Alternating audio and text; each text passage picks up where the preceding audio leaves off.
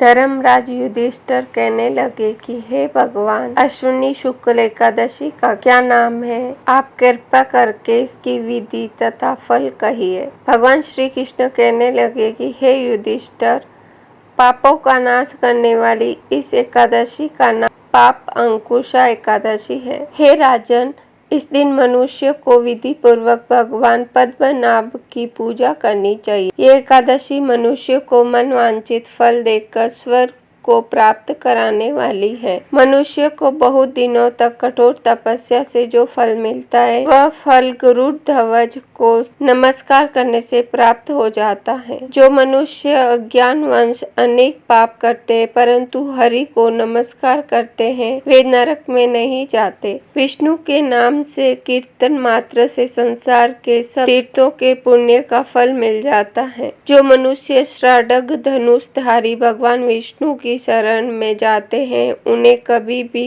यम यातना भोगनी नहीं पड़ती। जो मनुष्य वैष्णव होकर शिव की और शैव होकर विष्णु की निंदा करते हैं, वे अवश्य नरकवासी होते हैं। शस्त्रों, वाजपेयी और अश्वमेघ यज्ञों से जो फल प्राप्त होता है, वह एकादशी के व्रत से 16वें भाग के बराबर भी नहीं होगा। संसार में एकादशी के बराबर कोई पुण्य नहीं है। इसके बराबर पवित्र तीनों लोकों में कुछ भी नहीं। इस एकादशी के बराबर कोई व्रत नहीं। जब तक मनुष्य पद्म नाम की एकादशी का व्रत नहीं करते, तब तक उनकी देह में पाप वास कर सकते हैं। हे राजेंद्र, ये एकादशी स्वर्ग, मोक्ष, आरोग्यता, सुंदर स्त्री तथा अन्न और धन की देने वाली है। एकादशी के व्रत के बराबर गंगा, गया, काशी, कुरुक्षेत्र और पुष्कर भी पुण्यवान नहीं है। हरिवासर तथा एकादशी का व्रत करने और जागरण करने से सहज ही में मनुष्य विष्णु पद को प्राप्त होता है। हे युधिष्ठिर, इस व्रत के करने वाले 10 पीढ़ी मातृ पक्ष,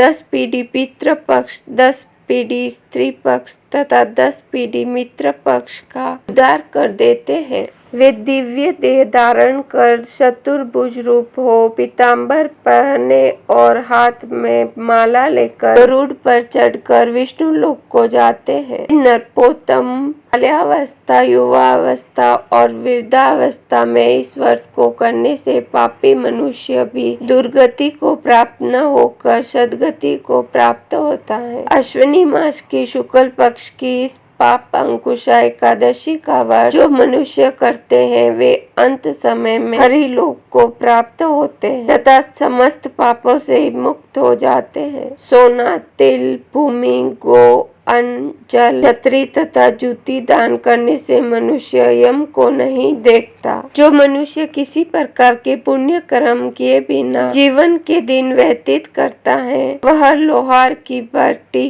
की तरह सांस लेता हुआ निर्जीव के समान ही है। निर्धन मनुष्य को भी अपनी शक्ति के अनुसार दान करना चाहिए तथा धनवानों को सरोवर, बाग, मकान आदि बनवाकर दान करना चाहिए। ऐसे मनुष्य को यम का द्वार नहीं देखना पड़ता तथा संसार में दीर्घायु होकर धनाढ्य, कुलीन और रोग रहित रहते हैं।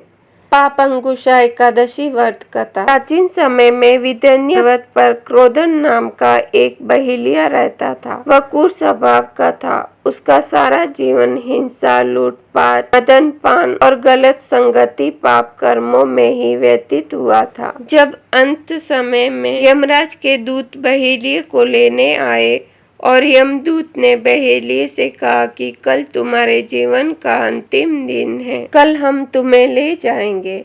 यह बात सुनकर बहेलिया बहुत भयभीत हो गया और महर्षि अंगिरा के आश्रम में पहुंचा और महर्षि अंगिरा के चरणों में गिरकर प्रार्थना करने लगा। बहेलिये ने ऋषिवर से कहा, मैंने सारा जीवन पाप कर्म करने में व्यतीत कर दिया। कृपा कर आप मुझे ऐसा उपाय बता दीजिए जिससे मेरे सारे पाप मिट जाए और मोक्ष को प्राप्त हो जाए। उसके निवेदन पर महर्षि अंगिरा ने उसे अश्विनी शुक्ल की पाप अंकुशा एकादशी विधि पूर्वक व्रत करने को कहा। महर्षि अंगिरा के कहे अनुसार उस बहेलिये ने यह व्रत किया और किए गए सारे पापों से छुटकारा पा लिया। इस व्रत के पूजन के बल से भगवान की कृपा से वह विष्णु लोक को गया। जब यमराज के यमदूत ने इस चमत्कार को देखा तो वह बहेलिये को बिना लिए ही यमलोक वापस लौट गए।